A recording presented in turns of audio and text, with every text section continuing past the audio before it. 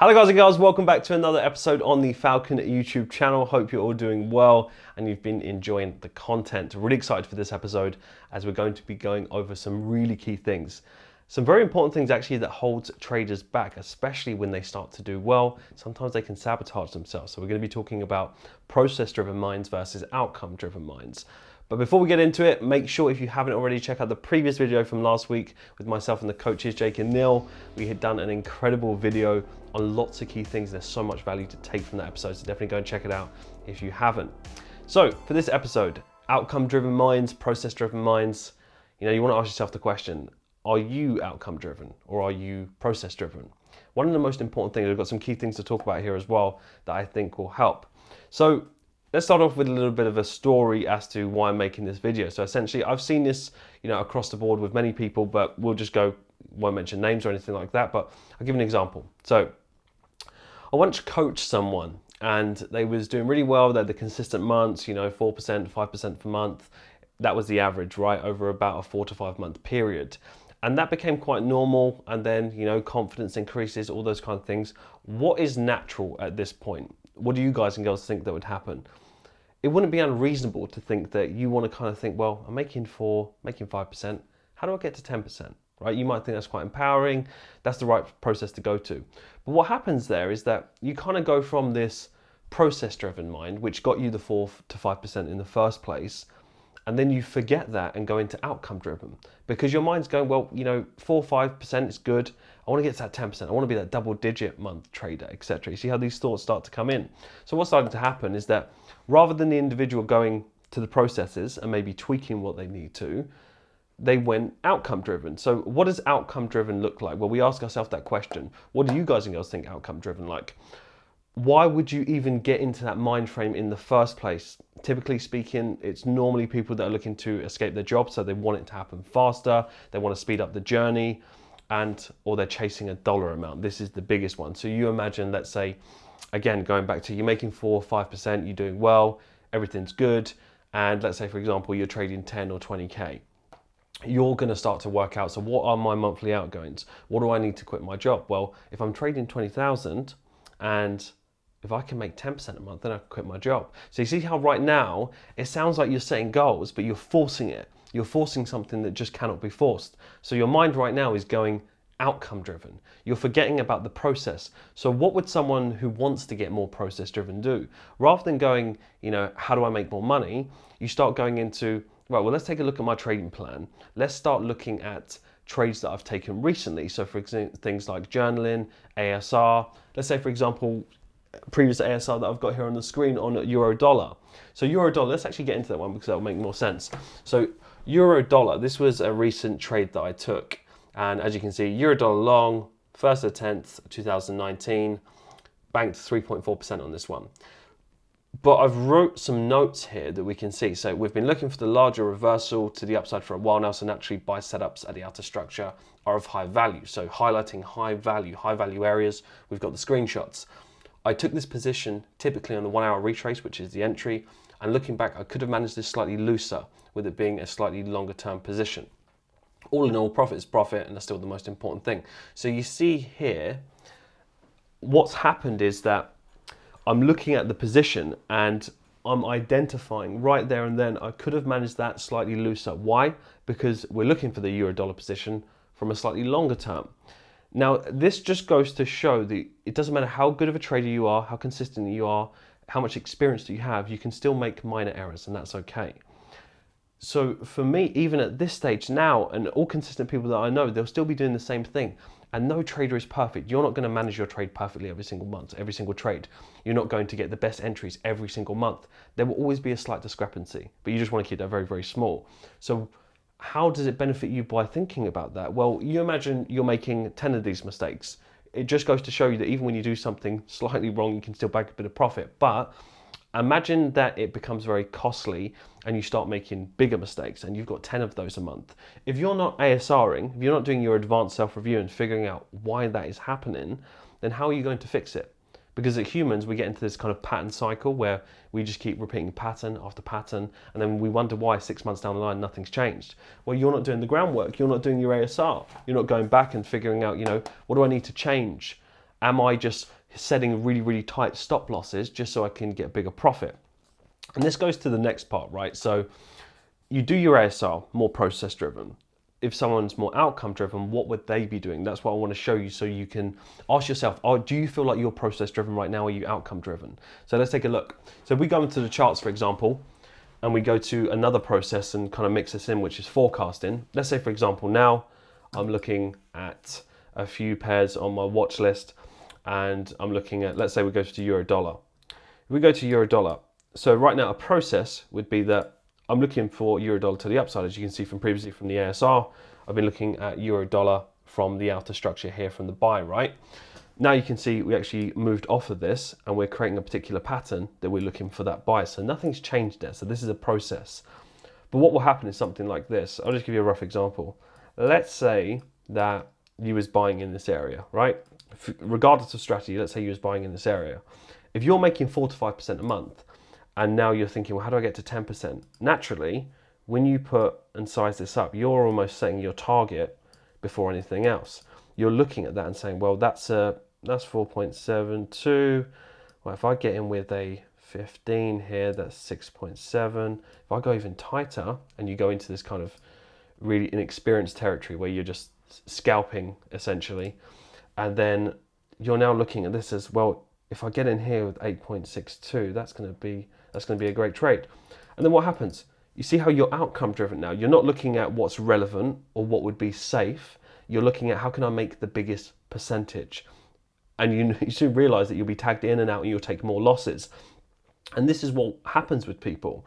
They start to set these profit targets of what they want to make versus what is actually relevant within the markets. And we see this, and the biggest issue I see it is when people are doing well. Like I said, you can be making 4, 5, 6% a month, and your mind goes, right, how do I bank that 10%? How do I become that double digit a month trader? The truth is, it's not in just halving your stop loss. That's not what it's about. It's always got to be relevant. It's more so in your entries.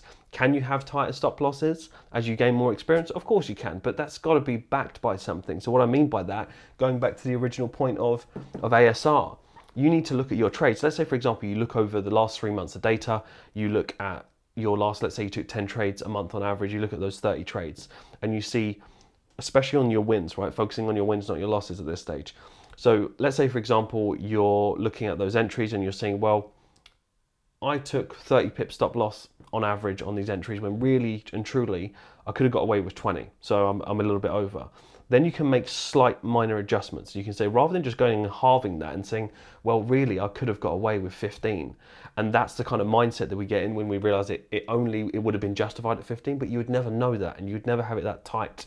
So let's say we go from 30 to 25 or 20.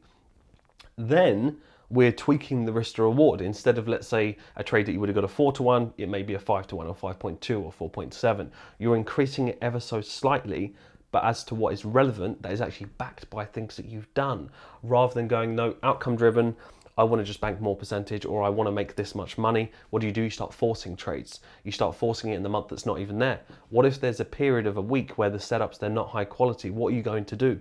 Well, I'm only up 2, 3% or only up 4%. I want to be that 10% a month trader. What are you going to do? You're going to force it on the markets.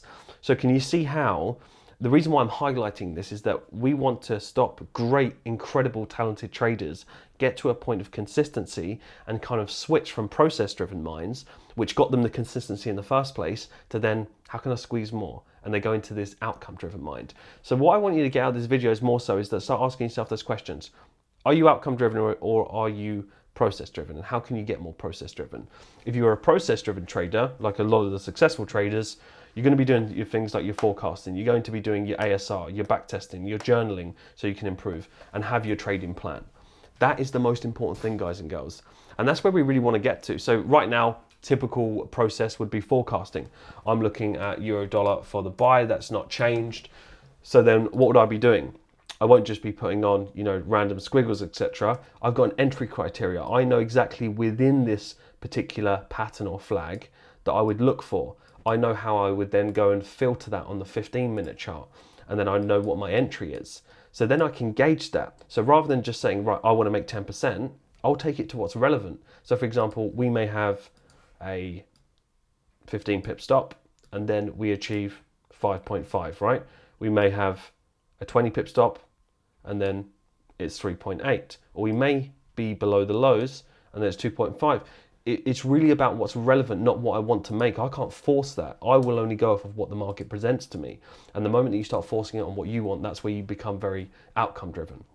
Remember, you will get the outcome as a side effect of having great processes. So dollar CAD, again, I'll be going through this. Forecasting, one of the biggest things, because then I know exactly what I'm doing. I know when I'm going to do it, how I'm going to do it, where I'm going to do it. So same thing applies. Still looking for the continuation on dollar CAD, and there's a particular entry that will come up around here. If it meets the criteria, I'll take it. If not, we can be a little bit more patient. The Falcon community, you'll know exactly what that kind of looks like, as we're not that far off of this particular pattern. Dollar yen, you know, a prime example here. So we're looking at this on the daily chart. So we're still looking for the sell on dollar yen. We've got this expanding pattern that just repeated itself. So we expected this to push up. We're in a high value area. But what would someone who's outcome driven maybe do? Well, they would look at this and say, well, they would fear of missing out. They didn't quite get to the top, and they would just be jumping in, not realizing that, well, we can just create a bigger flag, push up, get to the outer structure as we expected, and then drop anyway. And then what's our alternative? It's the probable and the possible. We then look at the fact that, well, yes, we didn't get there, but if we push down and then we confirm a particular pattern here, then we know there's confirmation. You don't need to rush it. But if you're in an outcome driven mode just to make more percentage, you'll make mistakes that don't fit your plan. You won't be trading in your plan. You'll be based off of just wanting to bank percentages. And that's what people do. They struggle with that. So I want you to really start to think about that and challenge yourself and actually take a look at your current processes. Do you feel like you're treating trading like a business? If you're a business person and you want to treat it like a business, then you'll get business results. If that's what you want, then you need to have these processes on lock. Main ones: forecasting, ASR, backtesting, journaling, and trading plan. These are the ones that you need. So understanding that process is the most important thing, and then you'll get the desired outcome as a side effect. I can promise you that. So for me, a process today will just be forecasting, making sure that I'm ready. I'll be going through the pairs that I know that are ready. I'll be going through pairs that I know that are not ready yet, that need to develop. And again, there's a process for that, rather than going, right, can you imagine that right now you need to make, for example, £2,000 and it's, I don't know, the last week of the month? What are you going to do? You're going to look at trades that are just not yet. I'm not going to trade CAD yen right now. It's just not ready. But what if I needed to make that extra 2K? What if I needed to make that extra £1,000? What are you then going to do? Well, you're just going to force it. And this is what inexperienced people do. So make sure that you're focusing on good processes. You can get that in place. Then you'll get the desired outcome as a side effect by making these tweaks, making sure, are you taking too many valid trades? Are you taking too many high probability trades? Well, that's a process that you can look at.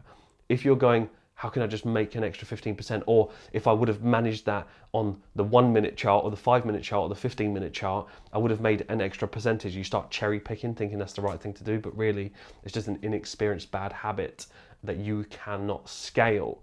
And this is what I want you to think about to kind of finish off this video. As you know, I just thought, this would be a good message to put out there. You could be doing well right now, but remember what got you there in the first place.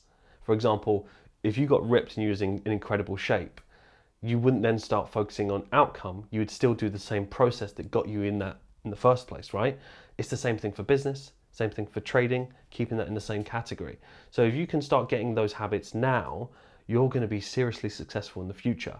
If you're outcome driven and you just want to make percentage and you want to be in the market and you think you should trade for every single condition, take every single flag or whatever strategy you're trading, then you're not going to be trading at scale and likely trading small accounts. You want to be thinking in a way, whatever you're doing now, it doesn't matter how much you're trading because that's irrelevant at this stage. Can you do that on larger sums of capital? And if the answer is no, why are you doing it? And the answer is still no, go back to a process. How can you have those checklists in place? Are you asking good questions when you're going to take a trade? Are you asking the questions, is this high probability? Is this a valid trade? Is this actually in my plan? Is the entry ready? Did I forecast it? Do I understand how I'm going to manage it? Do I understand how I'm going to enter it? What are the variables? So you see what I mean? It's just a matter of asking good questions, which is, again, another process. What an outcome-driven person would do, they'll just jump straight in thinking, I need to make £1,000. Well, I'm going to force things that are not there, or I'm going to scalp the market and things like that. So when you start asking yourself these questions, what trader do you want to be? Do you want to be a process-driven trader? or do you want to be an outcome-driven trader? And the funny thing is, the people that actually focus on outcome don't get the results, and the people that focus on the process get the desired outcome. So if you can start thinking like that, I promise you, it will change everything for your trading.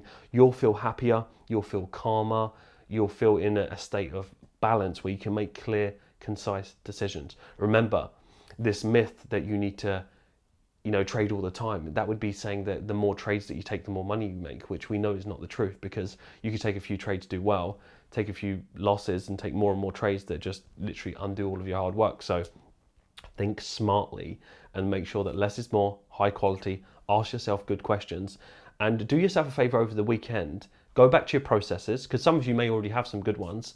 Actually iron those out. I promise you, if you tweak your processes, your outcome is going to fly through the roof. That's something you can sustain, something you can scale, and actually feel very, very confident in your ability in the future to be able to trade larger sums of money. As I take it, that would be the goal, right? We forget about that sometimes in trading. But guys and girls, I really hope you enjoyed this episode and this helped hopefully really just start to get you thinking, because I can see some incredible people that could go to the next level if only they done the right thing.